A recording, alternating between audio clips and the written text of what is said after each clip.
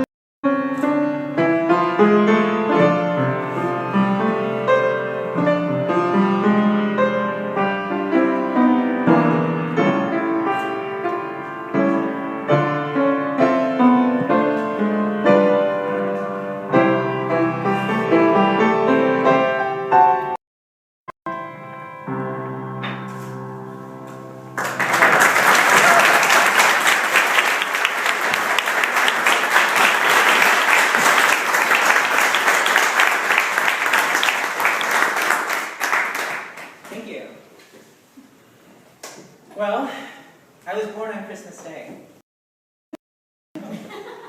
I later banished the name given me, the middle name, because of the day, Joy, with the rest of the name. It had a good 15-year run, and that was enough. Then it was time to try others on, to reinvent myself. So Christmas used to mean celebrating a half-birthday during the middle of the year. There's awkward gifting, being put on the spot, wanting to forget, getting lost in related food and other handy substance. What does it mean here anyway in this city of angels? Going into debt, it's all for love, guilt, obligation in the name of love. Like that word doesn't take enough hits and pop me. Is it a single day we get to be free? To step out of the cold grasp of fear and imagined competition? Is it about being afraid to offend someone, so we come up with a phrase like Happy Holidays, so watered down it means practically nothing?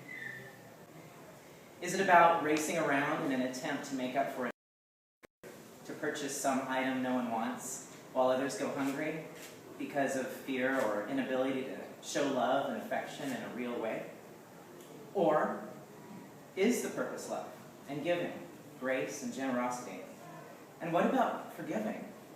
How uncool is that? That couldn't be more unpopular. When did that happen? And what is the birthday? Society says, you're getting older. This town says, you might as well be dead. I know they're liars, after all. For me, that first Christmas birthday only marked the beginning of a physical journey that I would make enough so to almost ruin myself and to perfect it. Ironically, believing this foolish fantasy. I survived.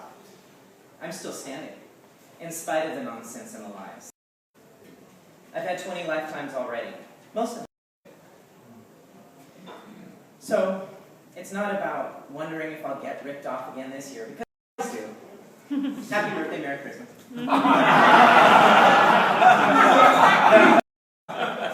It's about the lights, the holly, the comforting fragrance of pine. But most of all, love makes its seemingly rare appearance. A kind act that shows up no other time, a good deed, an ancient yet familiar connectedness, usually overshadowed by the vapid illusion of busyness and self-importance. Watching It's a Wonderful Life and remembering, if only for moments, what matters before the end, which could be any time, by the way. It's a chance for renewal, to shed hate and the disease of strife. It's an unspoken moratorium on road rage and the affliction of the belief in time. To me, it's a window to cleanse my soul and mark a new beginning. I can do this every day, but what better day? Birthday, rebirth, reborn, unfolding, expanding, the breathing in and out of my existence. Soul regenerated.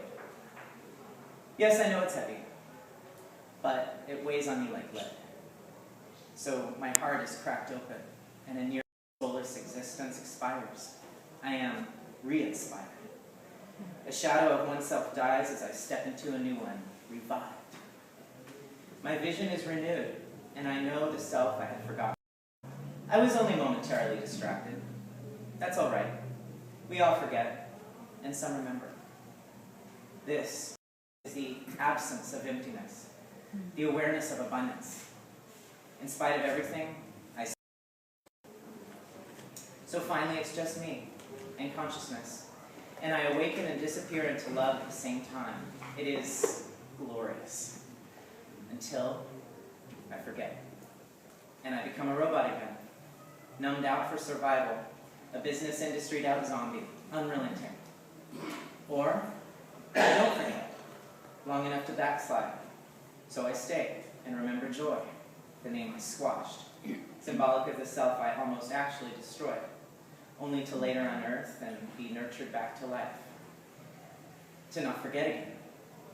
I've heard people say this is a city without a soul, but at least I know I still have mine.